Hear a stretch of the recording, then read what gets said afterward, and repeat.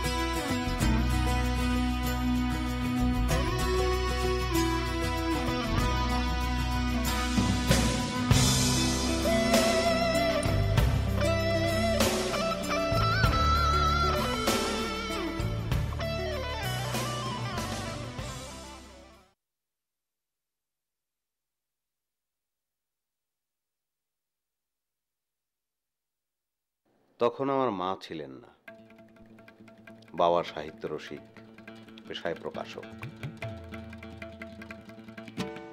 মায়ের শূন্যতা খানিকটা হলেও পূরণ করার জন্য বাবা পড়াশোনা শেষ করার আগেই আমার বিয়ে দিয়ে দিলেন।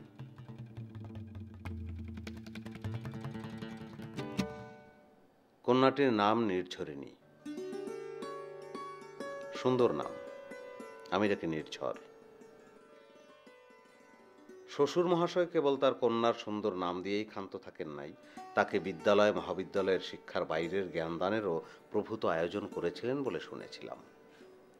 পরে জেনেছিলাম মেঘনাদবধ কাব্য পড়তে তার টিকা খোঁজার প্রয়োজন হতো না। আমার প্রথম বয়সে অবশ্য তার অনভিজ্ঞ প্রেমময় মুখখানি বিষয় হয়ে দাঁড়াল।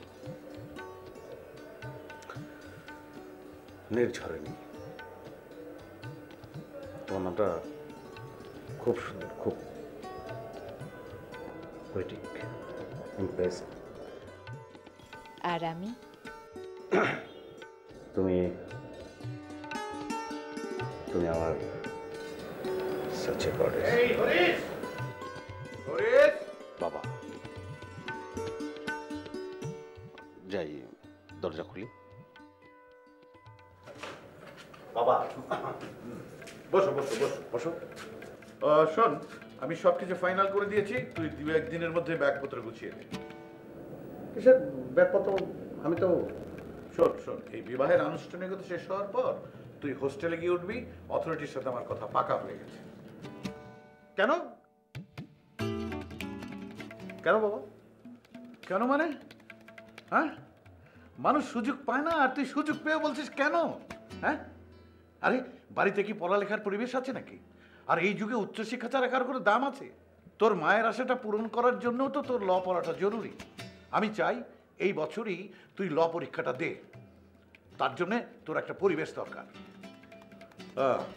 তুই তো পারবি না, ওই বৌমাকে বলিস, বৌমাই সব গুছিয়ে টুচিয়ে দেবে। তোর উপর তো কোনো কিছুতে ভরসা করা যায় না। বৌমা, ওই হরিশ চলে গেলে আমি কিন্তু তোমার সাথে প্রাচীন বাংলা সাহিত্য নিয়ে কাজ করব।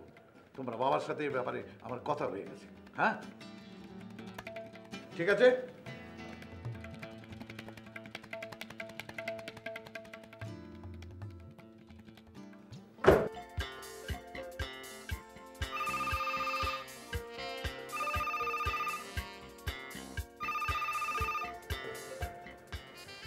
হ্যালো ভাই। হ্যাঁ, কোনো অসুবিধা নেই, ভালো আছি, ভালো। আমার বৌমা তো খুবই বুদ্ধিমতী, চেহারা একটা বুদ্ধির ছাপ, আর কি অমায়িক। আসুন আসুন আসুন আসুন, একটু বেরিয়ে যান। ঠিক আছে, আসুন, রাখি। না না ভাই, এটা এটা তো অন্যায়, তো এটা মেনে নেওয়া যায় না। আজকেই বিয়ে করলাম, এখন পর্যন্ত কিছু, তো আজকেই। আরে কি ব্যাপার, কি তুমি তুমি হাসছো কেন? তার মানে এতে তোমারও মত আছে? বাবা তো ভালোর জন্যই। ঘোড়ার ডিমের ভালো জন্য। যে বাপ তার ছেলের সুখ স্বাচ্ছন্দ্য আনন্দ এগুলোকে ঈর্ষা করে, তার ছি ছি। ঠিকই বলেছে, সাহিত্য পড়াবে। তোমাকে সাহিত্য পড়ানোটা দরকার কে এখন? তোমারও তো কেমন, তাতে তুমি বেশ খুশি, স্ট্রেঞ্জার। আমাদের সেই নবীন পরিচয়ের মাঝখানে বাবা এভাবেই কেউকরাডাঙ্গের মতো দাঁড়ালেন, আমাকে হোস্টেলে নির্বাসিত করলেন। তবে আসার কথা এই যে হোস্টেল এই শহরেই, আর এদিকে তিনি তার ছেলের বউকে বাংলা সাহিত্যের ক্লাস নিতে শুরু করলেন। এইসব প্রাচীন বাংলা সাহিত্যের প্রতি তোমার যে আগ্রহ লক্ষ্য করলাম, তাতে আমি খুবই আনন্দিত। হ্যাঁ, তোমার বাবা অবশ্য আমাকে এসব কথা বলেছিলেন। আমার নিজেরও এই লেখালেখির প্রতি একটা ঝোঁক ছিল, কিন্তু আমার দ্বারা তো সেটা হলো না। তাই মনের মধ্যে একটা ক্ষুধা থেকেই গেছে সাহিত্যের প্রতি। এই তীব্র ঝোঁক ছিল বলেই কিন্তু একটা প্রকাশনা সংস্থা আমি খুলে বসেছি। আমার হাত দিয়ে যদি বাংলা সাহিত্যের একজন লেখকও বেরোয়, তাতে যে কি তৃপ্তি, সেটা আমি তোমাকে বোঝাতে পারবো না। হরিশেরও সাহিত্যের প্রতি ঝোঁক আছে, কিন্তু সেটা ইংলিশ লিটারেচারের প্রতি। গাধা, একটা গাধা, একটা আহাম্মক। ওর অবস্থা হয়েছে মধুসূদনের মতো। বড় প্রেম শুধু কাছেই টানিয়া নেয় না, ধরে ঠেলিয়া দেয়। কিরে ভাইয়া, আসতে না আসতেই পত্র লিখন কর্মসূচি শুরু? কি ভাইয়া, কি লিখছো? দেখি না, দেখি দেখি দেখি। আরে দেখি না, আমাদের তো আর অকালে সৌভাগ্য হয়নি। দেখি তাই দেখি না, দেখি না দেখি দেখি দেখি। বলে আরে, এটা। আরে চিঠি তো দেখি না, একান্ত ব্যক্তিগত ব্যাপার। প্রিয়তমেষু। অন্যের লেখা থেকে নিজের নামে কোট করে চিঠি লেখার বিপদটা টের পেলাম তার পরপরই। সে কথা বলতেও লজ্জা হয়, কিন্তু বউ তো আমারই, তাই লজ্জাকে অন্য অর্থে গর্বের বিষয় ধরে নিয়ে ব্যাপারটা বলছি।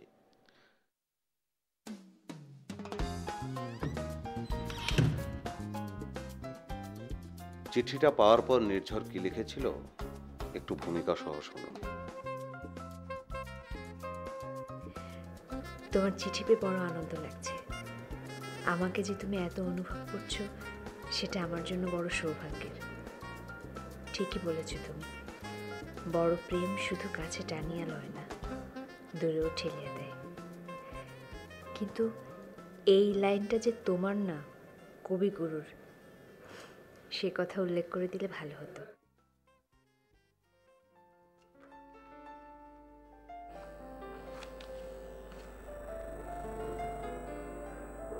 স্ট্রেঞ্জ, নির্ঝর ধরলো কি করে? ছি ছি, কেলেঙ্কারি হয়ে গেল।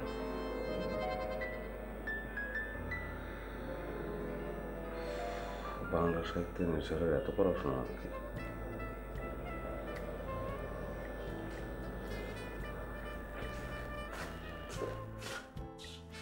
ইয়ে ভাইয়া, আরে এটা তো ব্যক্তিগত বিষয়, অভদ্রতা হচ্ছে। দেখি না, দেখি দেখি। ওরে বাহ, চিঠির কি ভাষা, একেবারে রবীন্দ্রনাথ পেই। এই যে প্রকৃত মহিষী, সত্যি ভাই, নারী মুক্তি সমাসন্ন। ভাষার উপর বাঙালি নারীদের এত দখল। তুই শালা সত্যি লাগে।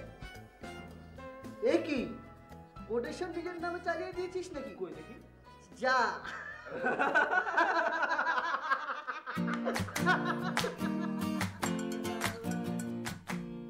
তারপর থেকে চিঠির মধ্যে যথাস্থানে কোটেশন মার্ক দিতে আর কার্পণ্য করিনি। নববধূ বাংলা ভাষাটিও বেশ ভালোই জানেন, তার চিঠিতে বানান ভুল ছিল কিনা তার উপযুক্ত বিচারক আমি ছিলাম না। কিন্তু সাহিত্যবোধ ও ভাষাবোধ না থাকলে এমন চিঠি লেখা যায় না সেটুকু আন্দাজ করতে পেরেছিলাম। তাই ঠিক করলাম আর নয়, এবার আর কারো কোটেশন নয়, বরং নিজের মনের কথাগুলোই লিখব, ট্রুথ অফ দ্য ফিলিংস। সাথে সাথে লিখতে বসলাম।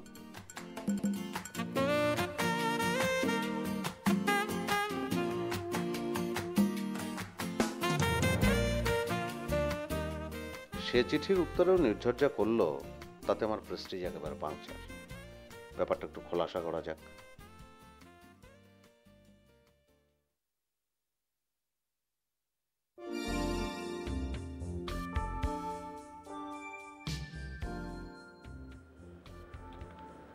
ওই গাধাটাকে শুদ্ধ বানানে চিঠি লিখতে বলো, বুঝতে পেরেছো? আসলে আমি এসেছিলাম তোমার রুম থেকে পেপারটা নিতে, তো হঠাৎ করে চোখ পড়ে গেল।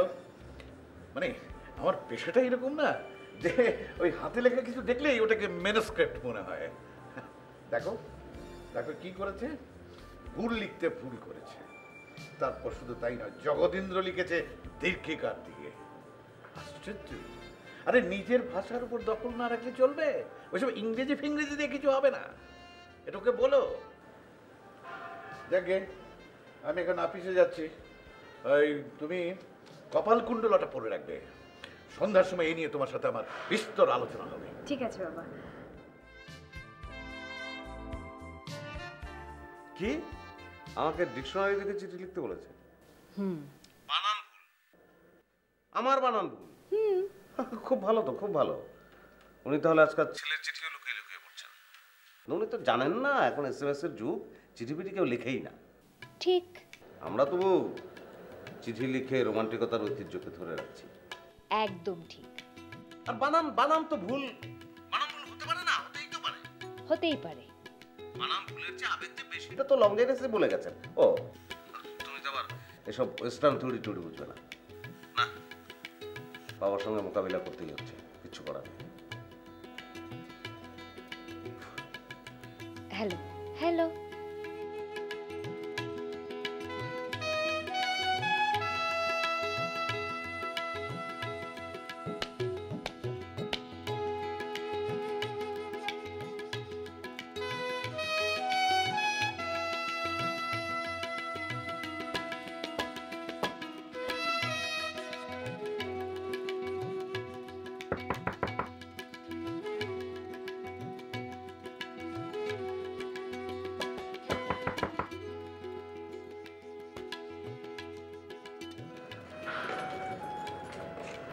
বাবা বাবা, অফিসে? গুড। বাঁচা গেল। কিন্তু তিনি তো জানবেন। ওখানে আমার একদম ভালো লাগে না নিচ্ছ। বেশি দিন তো আর লাগবে না। ওখানে অবশ্য সাহিত্যই আমার একমাত্র সঙ্গী। সাহিত্যের আকাশটা জানো, সাহিত্যের আকাশটা বিশাল। আমরা খোলা চোখে আকাশকে কিন্তু আকাশই দেখি, কিন্তু সাহিত্য আকাশের একটা অন্তরের চেহারাও আছে। সেটাকে কিটস দেখেছেন সত্যের আয়নায়, আর শেলি দেখেছেন গ্রহের স্পটে। তুমি বুঝতে পেরেছ? এত কিছু বুঝি, ঘরকন্যা করে সময় পাই না, তার আবার সে লিখিস। না নির্ঝর, তুমি নির্ঝরণী। আমি চাই মেধা এবং মননেও তুমি নির্ঝরণী হয়ে ওঠো। এখন খেতে যাও, যথেষ্ট হয়েছে। ক্ষুধায় আমার পেট একদম টনটন করছে।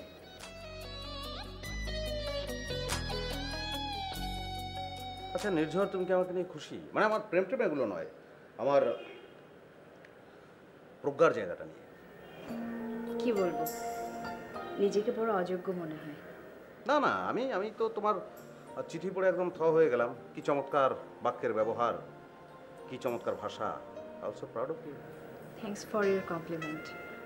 কিন্তু ওই যে ওই লাইনগুলো, মানে কোটেশনগুলো আমি বলতেও ভুলে গিয়েছিলাম। বানানটাও কীরকম বেখেয়ালে হয়ে যায়। কিন্তু আবেগ বেশি হলে এটা তো হতেই পারে নাকি? তা তো হতেই পারে। কিন্তু এই বাংলা সাহিত্য নিয়ে তোমার পড়ে থাকলে চলবে না। মানে বিশ্ব সাহিত্যের দিকে তোমাকে নজর দিতে হবে। আর সেটা যদি না দাও তাহলে আমার সঙ্গে তোমার আড্ডাটা জমবে কী করে বলো? বাবা।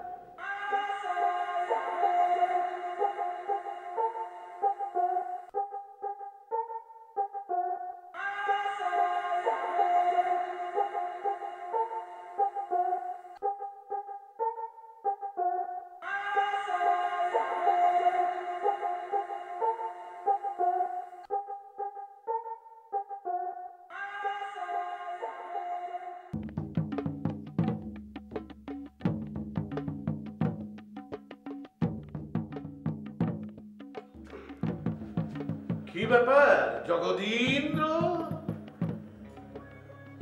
কি হেতু আগমন? অলংকার শাস্ত্রবিদ যেহেতু ঘরের স্ত্রী। কি বললেন বাবা? জগদীন্দ্র, বৌমা, ওই মহাভারতটা খুঁজে পাচ্ছি না, একটু ওদিকে আসবে? যাও, কাশী রামদাসকে মহাভারতটা দিয়ে এসো, যাও। ছি, এভাবে বলতে হয় না।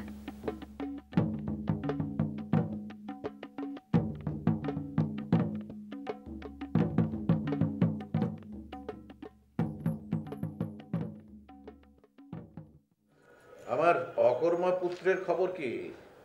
কেন এসেছে সে হঠাৎ? কি জানি বাবা, হোস্টেলে নাকি কি একটা গন্ডগোল হয়েছে। প্রাইভেট ইউনিভার্সিটির হোস্টেলও গন্ডগোল? দেশটা যে কোথায় যাচ্ছে। আচ্ছা, ও আমার সামনে আসতে চায় না কেন জানো? কেন বাবা? আমি যে ওর লেখার ভুলগুলো ধরিয়ে দিই। ও ছোকরা সত্যের মুখোমুখি হতে চায় না। আচ্ছা, আমি যে তোর ভুল টুল ধরিয়ে দিই, এটা তোর জন্য ভালো না? কজনের বাবাই বা সাহিত্য বোঝেন?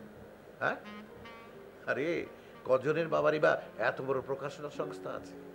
আর তোর যে ভুল টুল আমি ধরিয়ে দিই, সেটা তোর বেনিফিট না। ঠিকই বলেছেন বাবা। ওর মায়ের ইচ্ছা ছিল বলেই ওকে আমি শখ করে ল পড়িয়েছি। তো এখন ও কি করবে? ব্যারিস্টারি করবে না? আমি জানি না বাবা।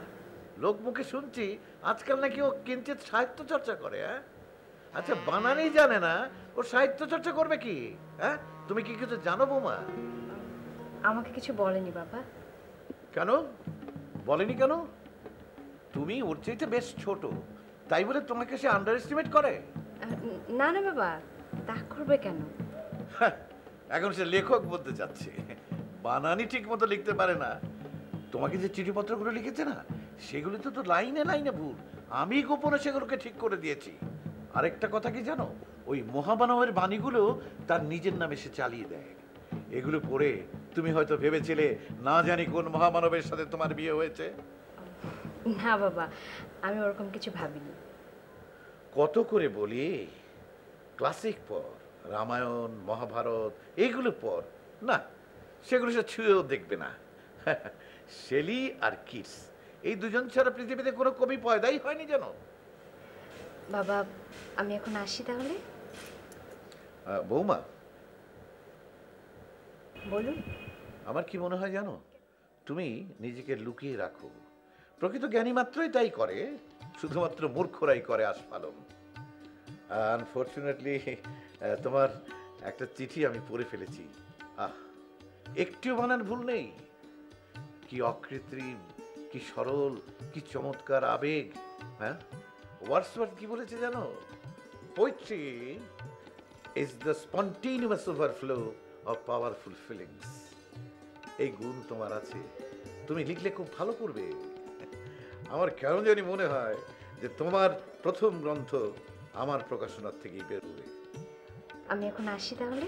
আরে বসো, শোনো, হরিশকে বলবে ওর আর হোস্টেলে যাওয়ার দরকার নেই। ওই ছেলেকে চোখে চোখে রাখাই হবে বুদ্ধিমানের কাজ, বুঝলে? আপনি যে ভালো মনে করেন বাবা।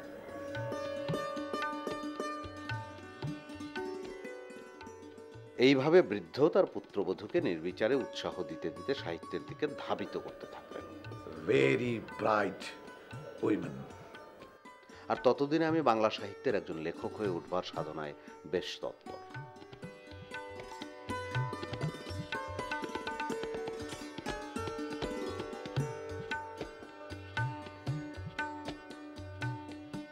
রাত অনেক হলো, ঘুমাবে না?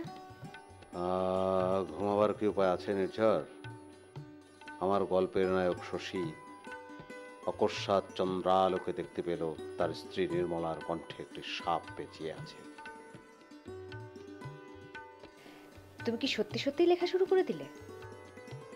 শুধু তাই নয়, তুমি অচিরেই দেখতে পাবে আমি গল্পকার হিসাবে একটা শক্ত অবস্থান আমার হয়ে গেছে। তুমি কি ভৌতিক গল্প লিখছো নাকি? না, মেটাফিজিক্যাল। মানুষের ইনার ইনস্টিংক্টগুলো মেটাফোর করে আনছি। ওই মারলো যেভাবে, না ঠিক সেভাবে না, একদমই অন্যরকম। আমি একটু এক্সপ্লেইন করি তোমাকে। আজ না আমার মাথাটা একটু ধরেছে, পরে শুনি। ও তাই নাকি? তাহলে ডিসিপ্লিন কেন? দরকার নাই, একটু ঘুমালে ঠিক হয়ে যাবে। ও দাঁড়াও 20 মিনিট। ওই নির্মলার কণ্ঠ থেকে সাপটা কোথায় নামানো যায় সেটা ঠিক করতে না পারলে তো সমস্যা। হ্যাঁ, তাহলে তো সমাধান করাই ভালো। আচ্ছা, তুমি কি ব্যারিস্টারি পড়বে না ঠিক করে ফেলেছো? তোমাকে কিন্তু বেশ বাবা বাবা লাগছে। উনি আমাকে বুঝতে পারেন না। আচ্ছা, আমি ঠিক করেছি যে বাবাকে লেখাটা কালকে দেখাই, কেমন হয় বলো তো? না না, কোনো দরকার নাই তো। কেন? না মানে বাবা শেখেলে মানুষ খামাখা আধুনিক গল্প ওনাকে পড়ে কি লাভ বলো? গুড, এটা তুমি ভালো বলেছো।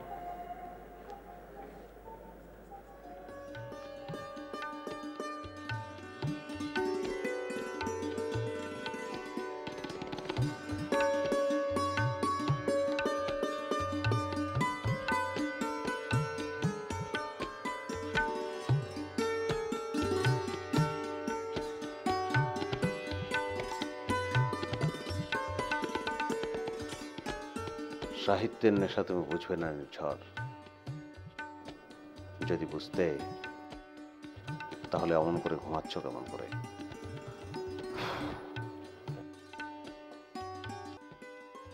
দেশের অবস্থা দিন দিন খারাপ হচ্ছে বৌমা। এই দল বলে ওই দলের দোষ, আবার ওই দল বলে এই দলের দোষ। কি করব বলো? বাবা বাবা, আমি একটা লিখেছি, গল্প একটু পড়ে শোনাবো? তুই গল্প লিখেছিস? জি, গল্পের নাম চন্দ্রপ্রস্থ। এটা আবার কিরকম নাম হলো? মানে ওই যে ম্যাজিক রিয়েলিজমের অদ্ভুত সব ব্যাপার স্যাপার, মানে ওই ট্রিটমেন্টগুলো এখানে আছে। আমি একটু পড়ি অল্প। পর একদিন রাত্রিবেলা তনুজার কণ্ঠ বেয়ে একটি সাপ উঠতে থাকে। দেখি কি বললি? স্নেক, সাপ, শীতল, বিষাক্ত, ভয়ঙ্কর সাপ। সাপটি ধীরে ধীরে তনুজার কণ্ঠ বেয়ে উপরে উঠে। দাঁড়া দাঁড়া দাঁড়া, উঠে?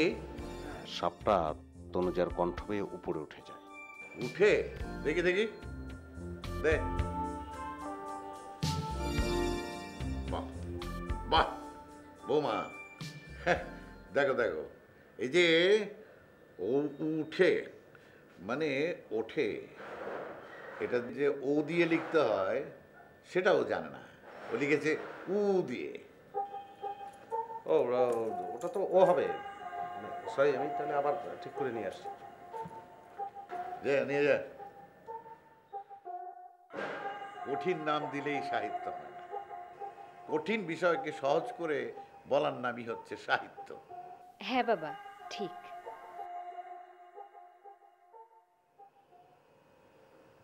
চন্দ্রগ্রস্ত। একই শব্দ কখনো হবে ওঠে, কখনো উঠে।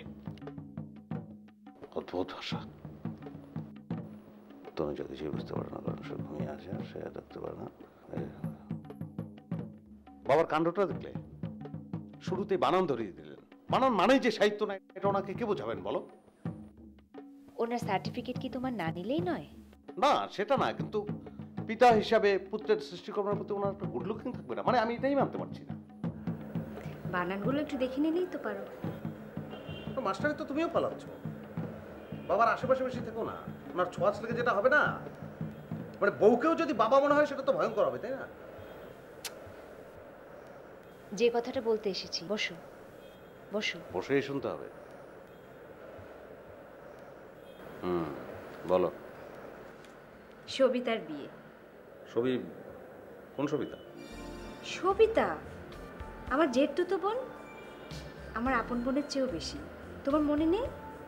হ্যাঁ সবিতা, আপন মনের মতো তো, হ্যাঁ মনে পড়েছে। ও যে আমার কত আদরের। কি করা যায় ওর জন্য, মানে করণীয়টা কি বলো তো? আমি ঠিক করেছি ওর বিয়েতে একটা দামি উপহার দেব, মানে আমরা দেব। সেক্ষেত্রে আমার ওই যে আমার গল্প গ্রন্থটা যদি বেরিয়ে যেত তাহলে অন্য আমি উৎসর্গ করে দিতে পারতাম, সেটা একটা কাজের কাজ হতো। সেটা যখন হচ্ছে না তখন কিছু টাকা জোগাড় করে রেখো, একটা দামি উপহার তো দিতে হবে। হ্যাঁ ঠিক আছে, দেখি সাপ বানান, ঠিক আছে, সাপ দন্তস্ব দিয়ে লিখেছি। হ্যাঁ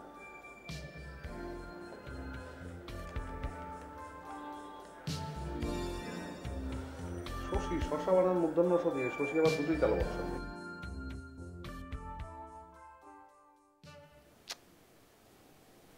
দেখ কি লিখছি এসব আমি। এটা কোনো কবিতা হলো?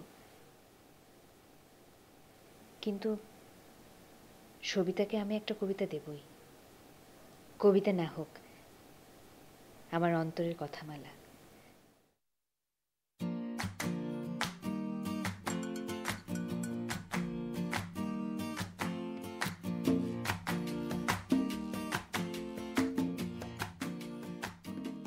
কবি, জাত কবি, আমার বৌমা হচ্ছে জাত কবি। এই এই আহম্মক, এই হরিশ, এদিকে আয়। আমি আমি আমি তার প্রথম কাব্যগ্রন্থ ছাপবো। হরিশ, কোথায় তুই হরিশ? চিৎকার মানে উল্লাস কেন করছেন? হ্যাঁ, তুই কি কখনো খবর নিয়েছিস? তুই কখনো খোঁজ করেছিস তোর ঘরে কত বড় কবি আছে? না, কে কবি বাবা? আপনি? না না, আমি হ্যাঁ, তাহলে তোকে এতক্ষণ কি বলছি? আমার বৌমা, আমার বৌমা তার নিজের বোনের বিয়েতে স্বরচিত কবিতা গিফট করেছে। আহ কি লাইন! ঝড়ের ঝাপটা পরানে পরানো শো। আহ কি কাব্যগুণ, কি অলংকার!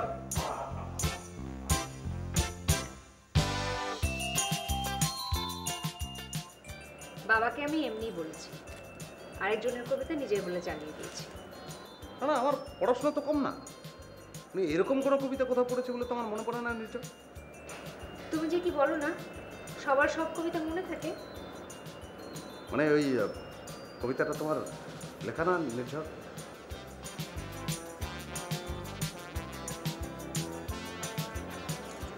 তুমি আচ্ছা পাগল তো।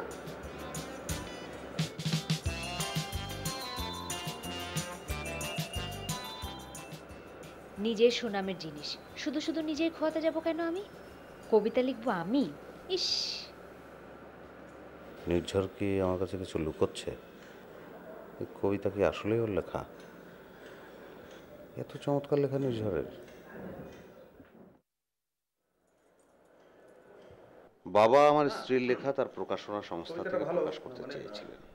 এছাড়াও অনেকে পত্রপত্রিকায় ছাপাতে চেয়েছিলেন, কিন্তু নির্ঝরিণী স্বভাবতই বিনয়ী, অন্তর্মুখী, তাই সে বারবার না করেছে। তবে কাগজে ছাপতে না দিলেও বন্ধুবান্ধবদের পড়তে দিয়েছি, তারা উচ্ছ্বসিত।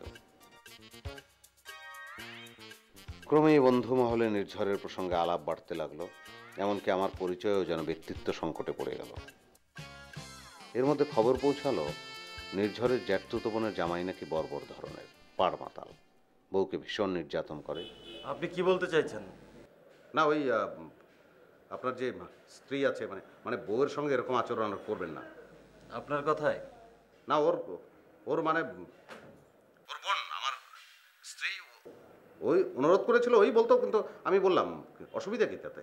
ও, ওর হয়ে তো আপনিই বলবেন।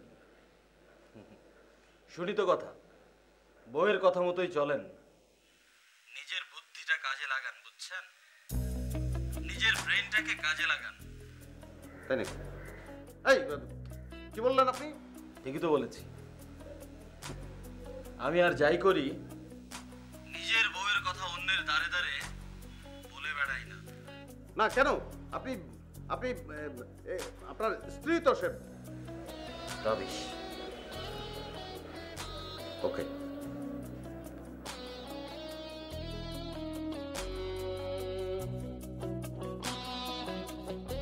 আমার কেমন যেন ব্যক্তিত্বে লাগে, তাও দমে যাই।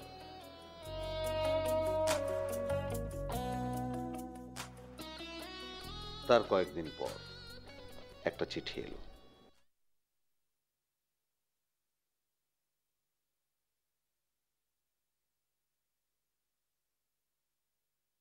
কার চিঠি? সবিতার।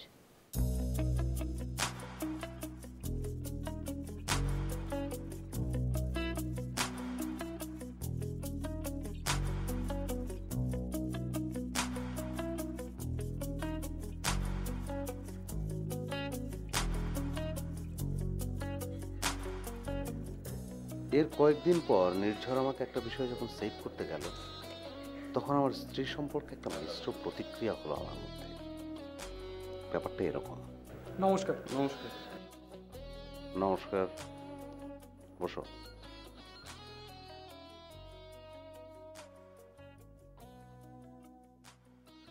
আমি তোমাদের তো ঠিক। আগে আমরা আপনার এলাকারই ছেলে, আপনি সবসময় সাহিত্য নিয়ে থাকেন তো, তাই দেখা হয়নি কখনো। হ্যাঁ, তো কি ব্যাপার? তুই বল। আমরা একটা সাহিত্য সংগঠন করি, সেই সংগঠনের পক্ষ থেকেই একটা সেমিনার করতে যাচ্ছি। তো আমাকে কি চাঁদা দিতে হবে? না না, কি বলে, চাঁদা চাইবো কেন? আসলে আপনাকে আমাদের সেমিনারের একজন বক্তা হিসেবে রাখতে চাচ্ছি। না না, আমি কেন? প্লিজ না করবেন না, আপনি আমাদের এলাকার অহংকার। আচ্ছা ঠিক আছে, বিষয়টা কি? প্রাচীন ও আধুনিক বাংলা সাহিত্য, সমাজ ও রাজনৈতিক প্রেক্ষিত। ভালো, দুটো বিষয়ের প্রতি আমি ইন্টারেস্টেড, পড়াশোনাও আছে বেশ। আচ্ছা দেখি।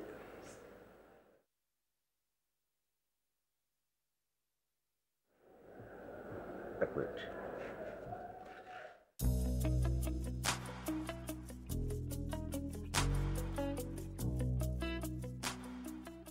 কে? আমার মনে হয় তোমার সেখানে না যাওয়াই ভালো। কেন? রাজপুত নারীরা স্বামীদের যুদ্ধ সাজে সাজিয়ে তারপর পাঠাতেন যুদ্ধ করার জন্য। তুমি বাঙালি মেয়ে হয়ে স্বামীকে একটা বক্তৃতা সভাতেও পাঠাতে পারবে না? ইংরেজি হলে আমি না করতাম না, কিন্তু বাংলায় দরকার নেই। তুমি কি মনে করো? আমি আমি কিছুই মনে করি না, কিন্তু আজ না আমার শরীরটা ভালো লাগছে না, কেমন মাথাটা ঝিমঝিম করছে, বোধহয় জ্বর আসবে। তুমি আমাকে রেখে যেতে পারবে না। সেটা হলে অবশ্য আলাদা কথা, তোমার চোখ দুটো লালও দেখাচ্ছে খুব। আচ্ছা তুমি যাও, আমি চা পাঠিয়ে দিচ্ছি।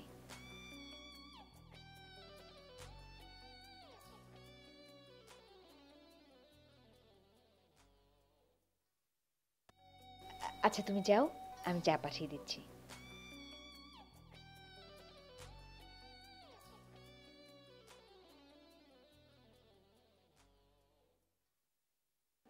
আসলে নির্ঝরের চোখের সেই লালটা সেমিনারে আমার আসন্ন দুরবস্থা কল্পনা করেই বোধ হয়, কারণ খানিকক্ষণ পরেই ওর জ্বর ভাবটা কমে গেল। আমার মন বলতে লাগলো, সব ভালো, কিন্তু হে হরিশ, তোমার বাংলা বিদ্যা নিয়ে তোমার স্ত্রীর যে সংস্কার, সেটা ভালো নয়। তিনি নিজেকে মহাবিদুষী ভাবতে শুরু করেছেন। কোন দিন না মশারির ভেতর নাইটি স্কুল খুলে বাংলা পড়ানো শুরু করে দেন। কি লিখছিলে? কিছু না, চিঠি। তুমি আমাকে লুকাচ্ছ। অবশ্য কি বলবে? বলার যোগ্য কোনো লেখা কোনো দেশের কোনো নারী কখনো লিখতে পারেনি। এটা একেবারেই ভুল। এই 21 শতকে এসে নারীদের প্রতি তোমার এমন আচরণ হাস্যকর। না না, রাগটা করে তো লাভ নেই, তুমি দৃষ্টান্ত দেখাও। তোমার মতো লেখাপড়া থাকলে দেখাতাম। না নির্ঝর, মেয়েদের দিয়ে আসলে সাহিত্য হয় না। মানে কোনো মতে বানান শুদ্ধ করে ব্যাকরণ বাঁচিয়ে লিখলেই তো সেটা সাহিত্য হয় না। সাহিত্যের আসল জিনিস হচ্ছে আইডিয়া, তার জন্য মাথা লাগে। সেজন্যই বলছি যে ওই রকম কোনো দৃষ্টান্ত কোনো দেশের কোনো নারী লেখকদের মধ্যে পাওয়া যায়নি বলেই আমি বলছি যে মেয়েদের দিয়ে এটা হবে না, ওদের দিয়ে ঘরকন্নাটাই হয়। একটা বাজি ধরবে? কে?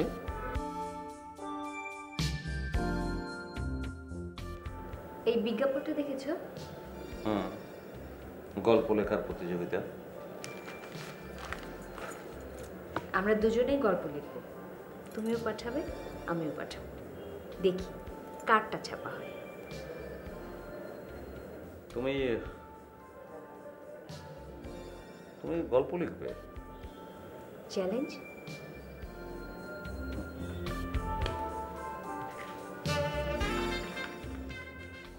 তারপর থেকে নির্ঝর লুকিয়ে লুকিয়ে কি যেন লিখত, আমি গেলে লুকিয়ে ফেলতে চাইতো। রাতে ব্যাপারটা হেয়ালি মনে হলো, পরদিন থেকে নির্ঝরের কার্যক্রম দেখে মনে হলো ব্যাপারটা সিরিয়াস।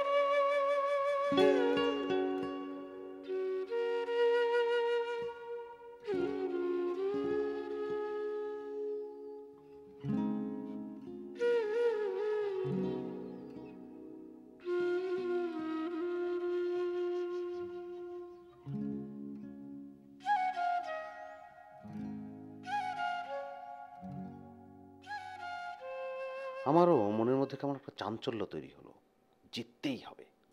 সময় আছে মাত্র 2 মাস।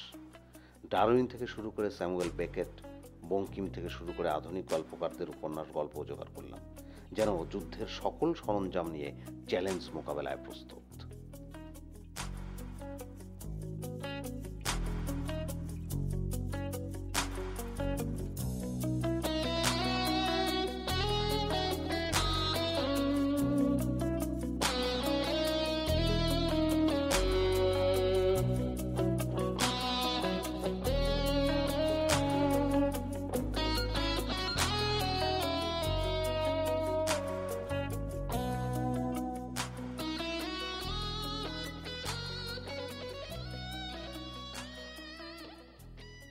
আচ্ছা তুমি এখন এগুলো কি করছো? এভাবে করলে তো তোমার শরীর খারাপ হয়ে যাবে। তুমি বিরক্ত করো না তো। আমি কি লিখছি নাকি? কেউ বললো তোমাকে যে আমি লিখছি? হ্যাঁ, আচ্ছা ঠিক আছে, তুমি লিখছো না, তাহলে আমার সাথে একটু চলো, চলো আমরা যে একটু বারান্দায় বসি গল্প করি। বারান্দায় কেন? বারান্দায় কেন? তুমি কি ওখানে বসলে প্লট পাও না? কিসের প্লট? তুমি কি বলো এসব? আর এগুলো কি অবস্থা? তো বই টেবিলে থাকে না, বই টেবিলে ছড়িয়ে ছিটিয়ে কখনো থাকতেই তো পারে। আচ্ছা তুমি সত্যি করে বলো তো কি লিখছো? ওই আফগানিস্তানের পর একটা প্লট, খুব এক্সপেরিমেন্টাল। তাই? বাহ। তুমি তুমি কি লিখলে? আমি কি লিখতে পারি? আমাকে তো এসব হবে না। খুব বেশি আশ্বস্ত হওয়া গেল না। মনের ভেতর একটা উৎকণ্ঠা। নির্ঝর কি লিখছে কে জানে।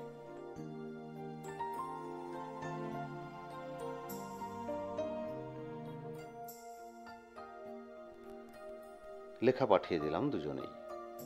বৈশাখের সকালে পুরস্কারযোগ্য লেখাটি প্রকাশ হওয়ার দিন আসলো।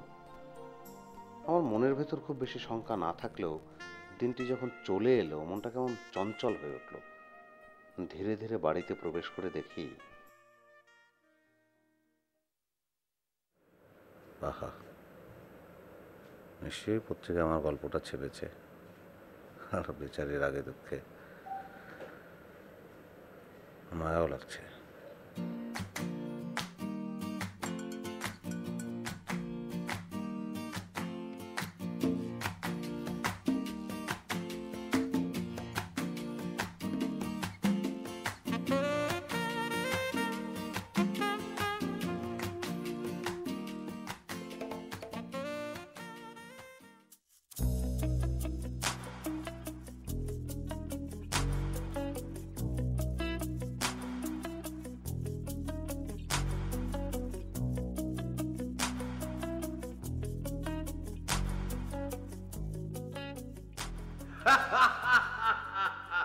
বলেছিলাম না হবে, এই মেয়ে যেমন তেমনটি নয়। দেখো দেখো কি কাণ্ড করে দেখালে।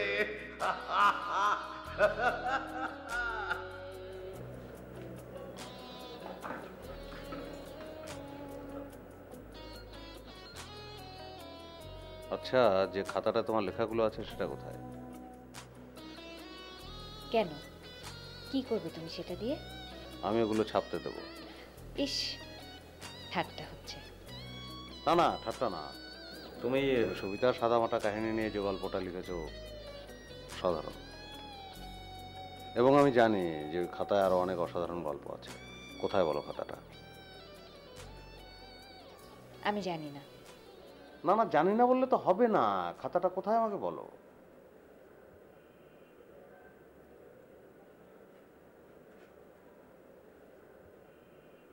পুড়িয়ে ফেলেছি। পুড়িয়ে ফেলেছ? কবে? আজই। আমি কি জানি না যে আমার লেখা কিছুই হয় না? মেয়ে লোকের লেখা বলে মানুষ মিথ্যা প্রশংসা করে।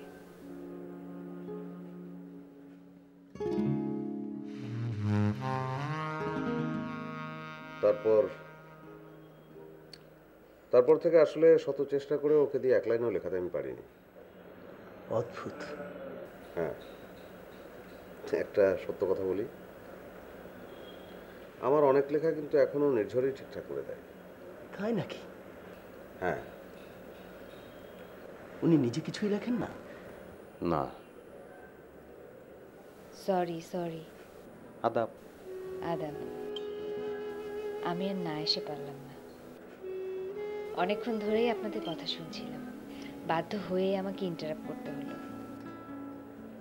তুমি কি বলছো এসব?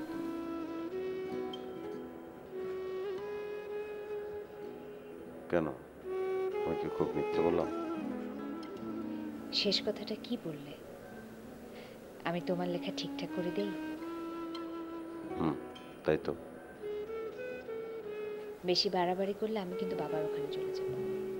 তাই? আচ্ছা, আমি তাহলে শ্বশুর বাড়ি চলে যাব, আবার বিয়ে করব। কতদিন বিয়ে করি না। জি না, কিছু না।